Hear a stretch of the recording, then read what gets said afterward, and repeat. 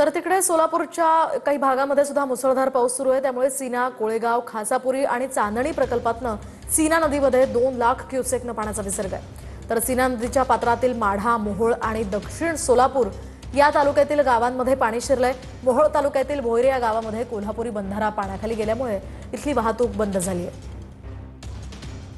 सोलापूर जिल्ह्यातील सीना नदीला जे आहेत आता महापूर आल्याची परिस्थिती आपल्याला पाहायला मिळते। आपण आता आहोत सीना नदी पात्राच्या या भागामध्ये आणि आपण पाहतोय कशा पद्धतीनं या सीना नदीने खरं तर रौद्र असं रूप जे आहे ते धारण केलेलं आपल्याला पाहायला मिळते। खरं तर या नदीचं पात्र जे आहे ते अवघ्या 60 ते 70 मीटर असल्याचं पाहायला मिळतं। मात्र आता त्याच्या दुप्पट तिप्पट जे आहे पात्र या सीना नदीचं विस्तीर्ण झालेलं आपल्याला पाहायला मिळते। आपल्यासोबत काही स्थानिक नागरिक आहेत। काय परिस्थिती आहे, कशा पद्धतीने नुकसान आपलं झालेलं आहे आणि कशाचं नुकसान झालेलं आहे?